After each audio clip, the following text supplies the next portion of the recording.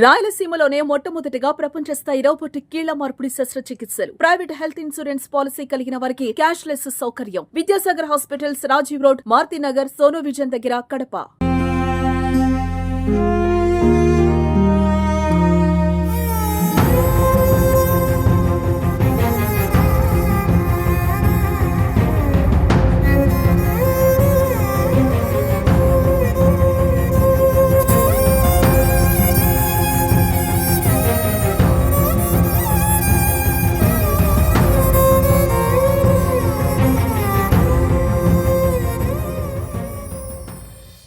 ప్రమాద మంచులలో లారీ చేయాల్సిన అవసరం లారీ డ్రైవర్కి ఉందా? లేదు. నీకు లోడ్ వాలిపోయినప్పుడు ఆపేసుకో, ఓనర్కి ఇంటిమేషన్ ఇవ్వు, లోడ్ ఇచ్చిన పార్టీకి ఇంటిమేషన్ ఇవ్వు, దింపుకునే పార్టీకి ఇంటిమేషన్ ఇవ్వు. సార్ అక్కడ నాకు లోడు ఎత్తేటప్పుడు ముఠా వాళ్ళు సరిగ్గా లోడ్ చేయలేదు, సరిగ్గా లేకపోతే ఎందుకన్నా నేను మోగు లాక్కలేదు, లేకపోతే లోడ్ ఒరిగిపోయింది, నేను సరిదిద్దుకుంటున్నాను వస్తున్నాను అని చెప్పి దింపుకునే పార్టీకి చెప్పు. లోడ్ వాలిపోయిందని చెప్పి ఓనర్కి తెలియపరచు. ఓనర్ అనేది డిసిషన్ తీసుకుంటాడు. లోడ్ వాలిపోయినప్పుడు అక్కడే మోగులు తప్పించేసి లోడ్ సర్దుకొని మళ్ళీ కరెక్ట్ చేసుకుంటారా. అంటే మీరు ఓవరాల్గా అది బ్రేక్ ఫెయిల్యూర్ కాదంటారు? బ్రేక్ కంపల్సరీ బ్రేక్ ఫెయిల్యూర్ కాదు. ఒక పక్క వాలిపోయినప్పుడు ఇతను నిర్లక్ష్యంగా డ్రైవింగ్ చేస్తే దాన్ని గేర్లో డౌన్ చేసుకొని గేర్లలో దిగాల్సిన బండిని గేర్లలో దింపకలేదు అతను. అది తమిళనాడు రిజిస్ట్రేషన్ బండి. అది గేర్లో కంపల్సరీ ఏ కార్ సెక్షన్ అయినా సరే ఏ బండి కూడా బ్రేక్ ఫెయిల్యూర్ అనేది అసంభవం కాదు. ఇప్పుడు ఆ బండికి బ్రేక్ ఫెయిల్యూర్ కాదంటారు? కాదు, అది ఒక కేవలం డ్రైవర్ నిర్లక్ష్యమే. అంటే ఇప్పుడు ఆ లారీ ఏదో మీరు అన్నారు కదా, లారీ సంబంధించి ఏదో మోడల్ అదని. అవును సార్. అదేంటని ఒకసారి డీటెయిల్గా చెప్పండి. BS3లో నుంచే కంపెనీ వాళ్ళు చాలా మార్పులు చేశారు. ఇప్పుడు బ్రేక్ టాప్ గేర్ లో, ఆ డౌన్ గేర్ లో కంప్లీట్ కార్ సెక్షన్ లో గేర్ లోనే దిగాల బండి. ఫస్ట్, సెకండ్, థర్డ్, అంతకు మించి దిగకూడదు. ఆ ఫస్ట్, సెకండ్, థర్డ్ అనేది ఏంటంటే ఇండియన్ రెగ్యులేషన్ తెలియ కొద్దీ వేగం అనేది అంటే హెయిర్ అనేది బూస్టర్లకు ట్యాంక్ సిలిండర్లకు సప్లై అవుతుంది. ఆ ట్యాంక్ సిలిండర్లో ఎప్పుడైతే కంప్లీట్గా ఎయిర్ ఫుల్గా ఉందో మనం బ్రేక్ అప్లై చేసినప్పుడు ఆ బూస్టర్లో నుంచి నీకు వీల్ క్యాములకు అనేది కరెక్ట్గా పొజిషన్లో సప్లై ఇస్తూ ఉంటుంది. ఎప్పుడైతే నువ్వు ఫస్ట్, సెకండ్, థర్డ్ గేర్ అనేది మర్చిపోయి నువ్వు టాపు తర్వాత సెకండ్ టాప్లో దిగుతున్నావో బండి, నీవు ఆ రెగ్యులేషన్ వల్ల నీకు స్పీడ్ వల్ల నువ్వు ఎక్కువ బండి డౌన్లో రోలింగ్ ఉంటుంది కాబట్టి బ్రేక్ అప్లై చేసినప్పుడు తొందరగా వ్యాకమ్ ప్రెషర్ అనేది కంప్లీట్గా డౌన్ అవుతూ వస్తుంది.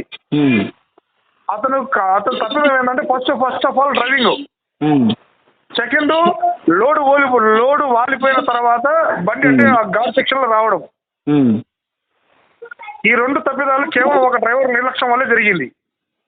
అంటే ఇప్పుడు ఆ లారీకి బ్రేక్ ఫెయిల్ అయ్యే క్వశ్చనే లేదంటారు? కంప్లీట్గా లేదు. అంటే అది కంపెనీ డిజైన్ అలా ఉంటుందా? కంపెనీ డిజైనే అలాంటిది. కంపెనీ డిజైన్ ఒక్కసారి హ్యాండ్ బ్రేక్ వేసిన తర్వాత బండికి వ్యాకమ్ ప్రెషర్ కంప్లీట్ డౌన్ అయిపోయిన తర్వాత బండి సెల్ఫ్ కాలేదు అనుకోండి, ఏనుగులు పెట్టి నెట్టినా కదలదు. ఒకటి బండి స్టార్ట్ అయిన తర్వాత బండి వ్యాకమ్ ప్రెషర్ ఫుల్గా అయిన తర్వాత ఫుల్గా ఎక్కిన సిలిండర్లలో ఫుల్గా ఎక్కిన తర్వాత హ్యాండ్ బ్రేక్ రిలీజ్ చేసిన తర్వాత అప్పుడు ఓకేగా బండికి రోలింగ్ మొదలు పడుతుంది. అలాంటిగా BS3 కాడ నుంచే అలాంటి కంపెనీ వాళ్ళు డిజైన్ చేశారు. ఇప్పుడు మీరు ఆ లారీని బాగా గమనించారన్నా? నేను 30 సంవత్సరాల ఎక్స్పీరియన్స్ సార్ డ్రైవర్గా. నేను డ్రైవింగ్ నేర్చుకున్న తర్వాతే ఇవన్నీ BS3లు, BS4లు, BS6లు వచ్చాయి. ఆల్ వెహికల్స్ కంప్లీట్గా ఏ మెకానిజం అయినా సరే బండి తోలేవండి కాబట్టి చెప్పగలుగుతున్నాను నేను.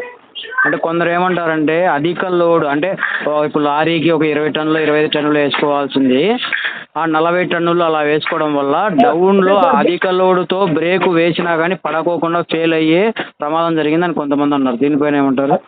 అదే సార్, దాని గురించి నేను మీకు చెప్తున్నాను. నువ్వు అధిక లోడ్ వేసుకున్నా బండికి ఇచ్చిన మన గవర్నమెంట్ ఇచ్చిన ప్రొసీజర్ ప్రకారం అండర్ లోడ్ బండి పాసింగ్ లోడ్ వేసుకున్నా నువ్వు గార్ సెక్షన్లో దిగాల్సింది ఫస్ట్, సెకండ్, థర్డ్ గేర్ మాత్రమే. ఈ మూడింటిని వాడాలా. అధిక లోడ్ ఉన్నప్పుడు సెకండ్ గేర్లో దింపుకోవాలా. ఇంజన్ రెగ్యులేషన్ పెరగకుండా బండి రోలింగ్ కంట్రోల్ చేసుకుంటా ఇంజన్ రెగ్యులేషన్ బండి రోలింగ్తో పాటు ఇంజన్ రెగ్యులేషన్తో పాటు బ్రేక్ ఫెయిల్యూర్ కాకుండా వ్యాకమ్ ప్రెషర్ అనేది కంట్రోల్ చేసుకుంటే లారీ డ్రైవర్ దింపవలసిన ఫస్ట్ ఆప్షన్. ఇవేమి చూసుకోకుండా నీ ఇష్టం వచ్చినట్టుగా లోడ్ వేసుకొని ఎంత లోడ్ వేసుకున్నా కానీ ఇష్టం వచ్చినట్టుగా డ్రైవ్ చేస్తే బండి కంట్రోల్ అనేది కోల్పోతుంది. అది ఒక డ్రైవర్ తప్పిదమే. అది ఏ డ్రైవర్ని అడిగినా చెప్పగలుగుతాడు ఇది. అంటే మీరు చెప్పేదాన్ని బట్టి ఇన్ని నామ్స్ ఫాలో కాదంటే ఇంతకాలం డ్రైవరే అంటారా మీరు? నేను నా దృష్టిలో అయితే అతను డ్రైవర్ అయ్యిండొచ్చు కానీ కేర్ఫుల్ డ్రైవింగ్. నా దృష్టిలో నేను డ్రైవర్ కాదల్లా, అతని నిర్లక్ష్యం వల్ల ఒక కుటుంబమే కోల్పోయింది. ఓకే. నేను కేరళలో ఎన్ని ఘాట్లు దింపుతున్నా. మేఘాలయ సర్వీస్ నాది రెగ్యులర్గా, మిజోరాం సర్వీసు. అస్సాం దాటి 15 కిలోమీటర్లు పోయిన తర్వాత అస్సాంలో గువాహటి దాటి 15 కిలోమీటర్లు పోయిన తర్వాత కంప్లీట్ 575 కిలోమీటర్లు మేఘాలయ టు మిజోరాం జర్నీ నాది. Complete ghat section. మహారాష్ట్రలో ఎన్ని ఘాట్లు ఉన్నాయి అన్ని తిరిగి ఉండ. ఎంతెంతో ఓవర్లోడ్ తిరగాలి. గుజరాత్ నుంచి కంప్లీట్గా ఓవర్లోడ్. మేము జర్నీ చేసే దాంట్లో మహారాష్ట్ర 40 ఘాట్ ఎక్కించాను, బీడి ఘాట్ ఎక్కించాను, బీడి ఘాట్ దింపాను, 40 ఘాట్ దింపాను. ఇట్లా కేరళలో ఎన్ని ఘాట్లు ఉన్నాయో కాలిపేట ఘాటు, కెననూరు ఘాటు, ఇటు మానందవాడి ఘాటు, ఇలాంటి ఘాట్లు కూడా ఫుల్ ఓవర్లోడ్ తోలాను నేను. 2x2లు 2x1లు గ్రానైట్ తోలాను. ఏదైనా సరే ముందు డ్రైవర్ నిర్లక్ష్యమే. బండి పొజిషన్ బట్టి, బండి అన్కండిషన్ బట్టి డ్రైవర్ అనేది డ్రైవ్ చేయాలా. అది డ్రైవరు అనేవాడు బండి కండిషన్ చేసుకోకుండా బ్రేక్ ఫెయిల్యూర్ రేట్ అవుతుంది సార్.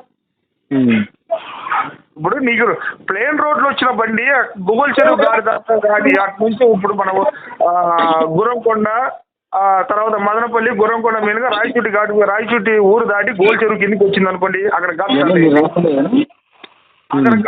స్టార్ట్ అయింది. లేదా మన కడప నుంచి వచ్చింది బండి, అక్కడ ఘాట్ స్టార్ట్ అయింది.